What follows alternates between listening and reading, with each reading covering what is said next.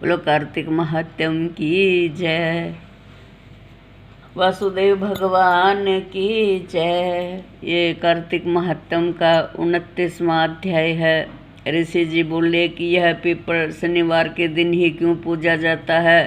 सूत जी बोले समुद्र मंथन के समय जो रतन देवताओं को मिले उनमें लक्ष्मी और कौस्तुभ मणि विष्णु को मिले। जब विष्णु लक्ष्मी को भार्या स्वीकार करने लगे तभी लक्ष्मी ने भगवान से प्रार्थना की। लक्ष्मी बोली, प्रभु मुझ छोटे से विवाह कैसा कर सकते हो। इससे पहले मेरी बड़ी बहन दरिद्री है, इससे विवाह करके फिर मेरे साथ विवाह करो, यही सनातन धर्म है। सूत जी बोले, विष्णु ने लक्ष्मी की बात को सुन तपस्वी उदालक मुनि को अपने अनुरोध से दरिद्रता दे दी।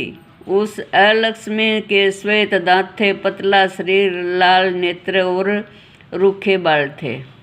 धर्मज्ञ उदालक मुनि विष्णु से कहने लगे कि अलक्ष्मी को अंगीकार कर अपने आश्रम में ले आए और अलक्ष्मी होम के सुगंधित धुआं, वेद ध्वनि, सुंदरता देख दुखी होकर वह बोली, हे कांते, तू यहाँ क्यों नहीं रहेगी, तेरे योग्य कौन सा स्थान है। लक्ष्मी बोली, जहाँ वेद ध्वनि और अतिथि का सत्कार होता है, यज्ञ दान आदि होता है, वहाँ मैं नहीं रह सकती।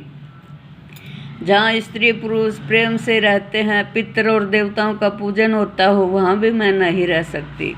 जहाँ उद्यमी, नीति में चतुर, धर्मात्मा, मधुर बोलने वाला, गुरु पूजा करने वाला रहता हो, वहाँ भी मैं नहीं रह सकती।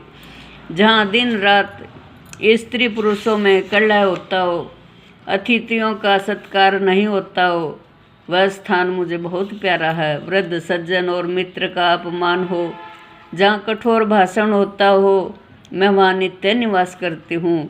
जहाँ लोग दुराचार करते हैं, पराई स्त्री से प्रीति करते हैं, उस स्थान में मेरा निवास है। जहाँ गो हत्या, मदिरा पान आदि पाप होते हैं, उस स्थान में मैं रहती हूँ। सूत जी बोले, तब लक्ष्मी के वचन को सुनकर उदास होकर मुनि उदालक बोले, हे ज्येष्ठा, जब तक मैं तुम्हारे योग्य निवास के लिए स्थान देखूं तब तक तुम पीपल के वृक्ष के नीचे रहो। सूत जी बोले, इस प्रकार उसे वहीं बैठा उदालक मुनि चल दिए। वह बहुत देर तक उनकी राह देखती रही पर पति के दर्शन न हुए। फिर पति के त्याग से दुखी होकर विलाप करने लगी। उसके रोने की ध्वनि से लक्ष्मी ने व्याकुल होकर विष्णु से प्रार्थना की कि हे स्वामी, मेरी बड़ी बहन पति के त्याग से दुखी है, उसको जाकर समझाओ।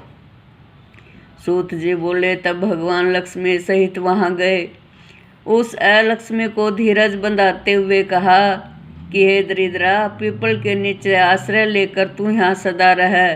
स्त्रियाँ तुमको भी अनेक प्रकार की भेंट देकर तुम्हारा पूजन करेंगी। यह कृष्ण और सत्यभामा तथा नारद और पृथु का संवाद मैंने वर्णन किया।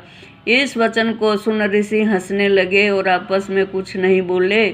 तब प्रसन्नचित होकर बद्रिका वन के दर्शन के लिए चले गए। जो प्राणी इस कथा को सुने और मनुष्यों को सुनावे, वह सब पापों से छूटकर भगवान विष्णु के समीप मुक्ति को प्राप्त करेगा।